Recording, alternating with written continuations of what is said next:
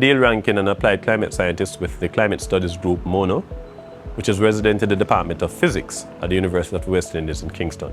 And we're here at the Borders Research Station. This is a very, very important location. We're actually at the nursery for hot peppers, which is a fantastic commodity in Jamaica. And today we want to talk about the impacts and challenges that climate change poses to production. There are three thematic areas that we'd like to discuss.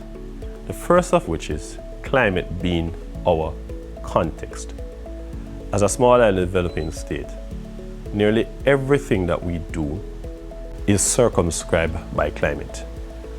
All the socio-economic activities on which our survival depend are actually sensitive to climate. When we think about agriculture, most of our production is rain-fed, so we're very reliant on rainfall. You think about tourism, which actually occurs in our dry season. So when we have drought conditions, it actually affects our tourism product. But you think about where our chief population centers are as well, and they are either located on steep slopes or within low-lying floodplain areas. So that gives us a significant challenge. We cannot wait for all the things to be put in place for us to make a decision about what we are going to do, because all the suggestions are we're going to have more significant challenges moving forward. So we cannot stop at climate being our context and just say we're small, we're susceptible, but we have to recognize that we have a challenge. So now, having discussed the context, we have to move to climate being our challenge. There are four principal ways in which climate change is manifesting itself, especially here in Jamaica and the wider Caribbean. They're namely: one, higher surface temperatures. We're seeing an increasing temperatures, both daytime temperatures and nighttime temperatures. Two is increasing rainfall variability. We have droughts, and then we have the cycle of floods, right? And these rainfall extremes create problems, especially for a sector like agriculture. And of course, there's then sea level rise. With sea level rise, what we're actually experiencing is the intrusion of salt water into aquifers, which is then making them brackish. And of course, lastly, we're seeing an increase in the number of severe weather events, or what we call weather extremes. Be it extremes of temperature, be it extremes of rainfall, or the typical one that we experience in the Caribbean, which is hurricanes and other tropical cyclones. And how does that create a challenge for us in respect to hot pepper production in particular? If you think about it, hot pepper is one of those crops that is very sensitive to extreme temperatures. So as the temperatures increase, it calls for significant increases in the amount of water that you actually supply to the crop. So that is a challenge that it is creating. When you superimpose that with drier conditions, or certainly more rainfall variability, that also gives another challenge. Because if you have warmer and drier conditions, then you actually have a situation where you need to irrigate a lot more. But the other challenge is also when you have too much rainfall, it promotes what we call fungal growth, or increase in pest incidence in the crop. And actually that has a negative consequence on productivity. When you think about saline intrusion from sea level rise, that gives another problem, because what happens is that the crop is very intolerant to saline conditions. When you have saline conditions, it results in defoliation of the leaves. It actually results also in fruit drop and in a reduced quality of your yield. And of course, extreme events. Hot pepper is one of those crops that grows above the ground. When you have very strong winds from hurricanes and other tropical cyclones, you end up having destruction of your crops in the field. Whether or not the crops are mature, then that creates another challenge. So we really have to find ways and means to cope with the challenges that climate change is imposing on hot pepper production and in general the agriculture sector. Okay, now climate actually demands change. And one of the things that we have to do is to have systems that is able to improve our production systems. What we're looking at here is a misting system that is actually ensuring that these seedlings are properly watered. And this is very important. And as we move forward in time and we think about climate change and what it is going to do, we're going to have more of these systems to ensure we can combat the negative consequences of increased temperatures. That is critical, because if these seedlings are not properly watered, they have no chance of surviving in the field. And so what we're doing here is actually ensuring that the watering is done at a specific time during the course of the day, to ensure that they are properly watered, and at the end of the day, by the time they leave here and are transplanted in the field, they're ready to go. Now, what we're going to do is to examine one of the tools that can help us to deal with coping with agriculture in a changing climate. It's called the FAO AquaCrop Model. What's the name of the model? FAO AquaCrop Model. Great. So it's freely available online. You can download it, right, from Google and from the FAO site. When you download it, you'll come to a page looking like this. Okay? Can everybody confirm with me that you're looking at a computer that has this startup page? Everybody is there? Yes? Great. So the first thing you're going to do when you come to the startup page, you're going to click Start. So can everybody click Start for me? When you click Start, what you have come to is a page where you can do simulation of crop growth. Okay? Now let me make it clear. Depending on how long you've been using the model, different people will have different levels of information in their model. I've been using it for a long time, so I have files that you don't have. So in order for all of us to be at the same page, I'm going to use a file that everybody has. Okay? All right. Now if you look at the tab, can you tell me the tabs that you're seeing coming from top to bottom? What's the first one? Climate. The next one? Calendar, crop. The next one? Crop. Then we have irrigation. Everybody see that? Then field. Then what's the thing on the field? Soil profile. Then we have groundwater. And after we have groundwater, then, ladies and gentlemen, we have the simulation period. So what we're going to try to do is to explain to you what the different tabs stand for. All right? Is that clear with everybody? Yes. Okay. So the first tab that we have here is climate. In this particular case, you want to select a climate. This is saying this is the weather condition of the place where I am farming at. Is that clear? Yes? All right. So let's choose a climate that everybody has. So I want you to click the drop-down arrow, or just click on the link. And I want you to look at a climate here. You are going to tell me if the climate that I have is the same one that you have. All right?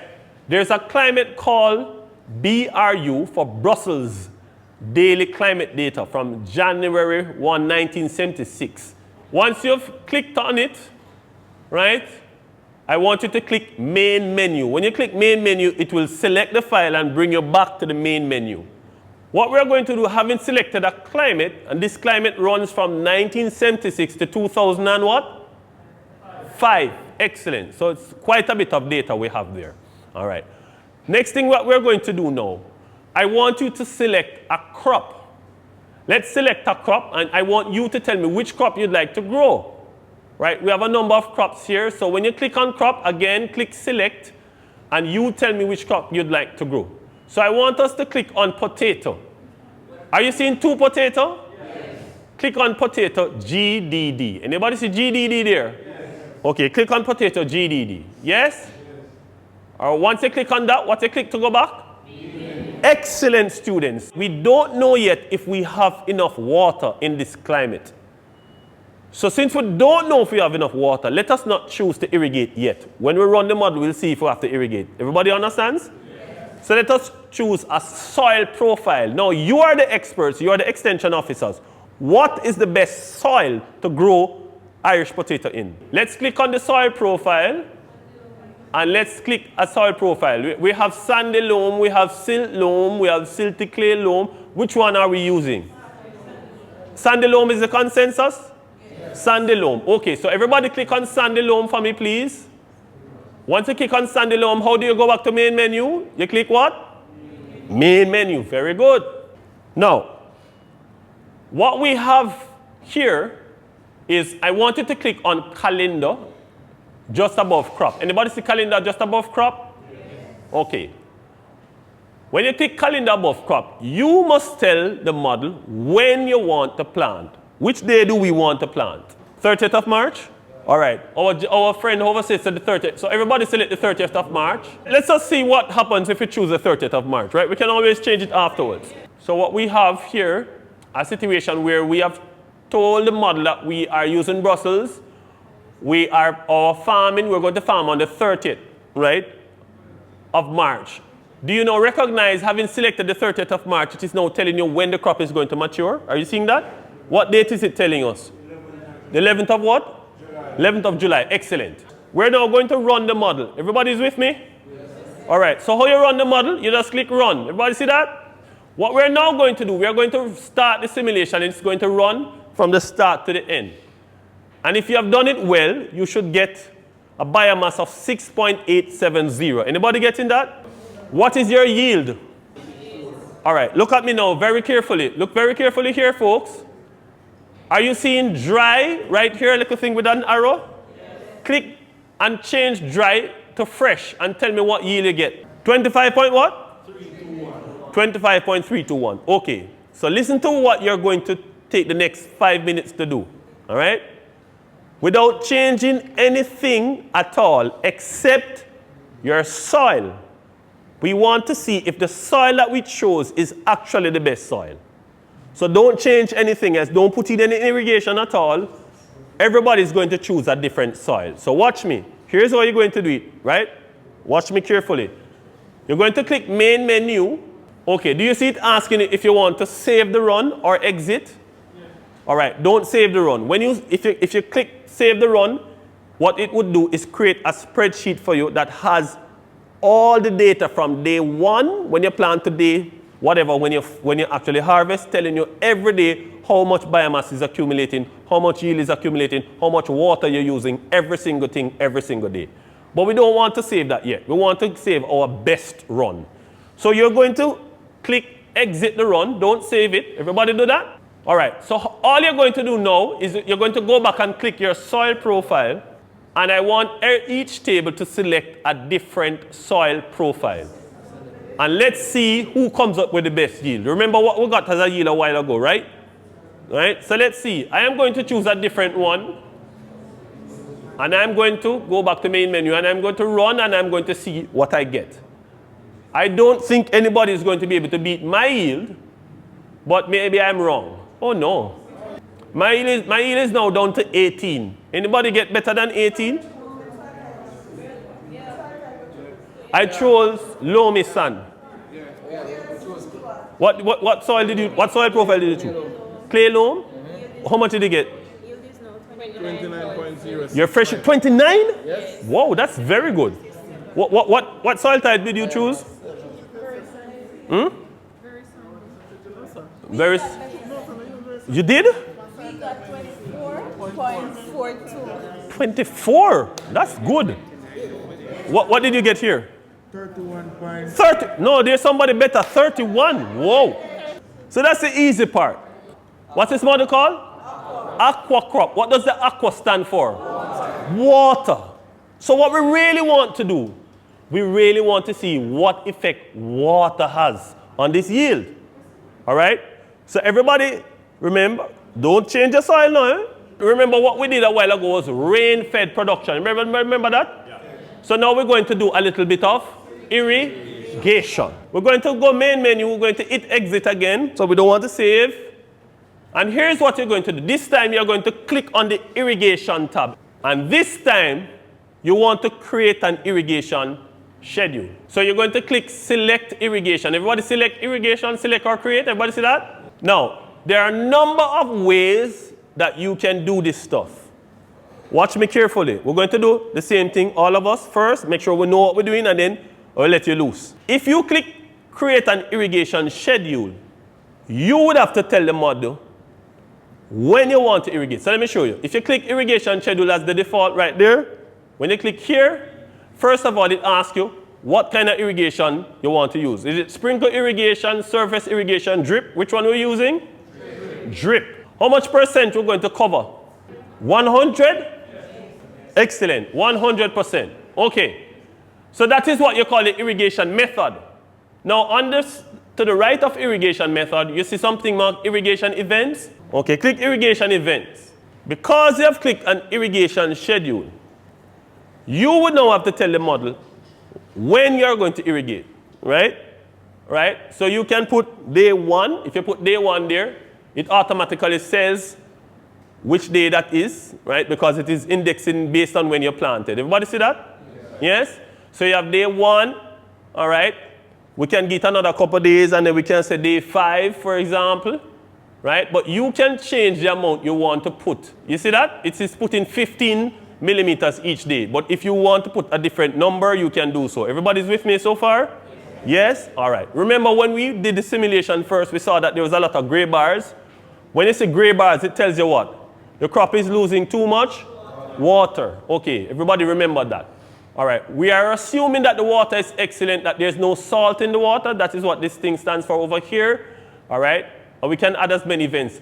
But let us just add another one. Let's go here and let us say we're going to do irrigation on day 15. All right. And on day 15, instead of having 15 millimeters, we are going to add 30 millimeters. What other day you want to irrigate? So far we have gone day 1, day 5, day 15. Anybody give me another number? Day 20, okay, day 20. How much are we adding on day 20? 30 again? All right. We're going to leave it there for the time being, right? This is the hard way to do it, right? I'm going to show you. It's a much easier way. What you're going to do here, you're going to name your irrigation file now. So we're going to call this irrigation file test 1, right? Let's call it test 1 for the time being. And you can just call it FAO training at Bodles. Everybody should have 4 applications. Application 1 being on March 30th. Application 2 being on the 3rd of April. Application 3 being on the 13th of April. And application 4 being on the 18th of April.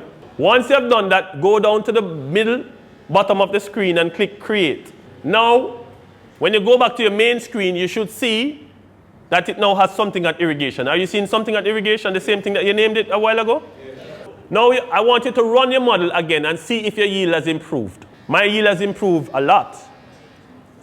Anybody get a better yield than what you had before without irrigation? You got an improvement? 0.1 something.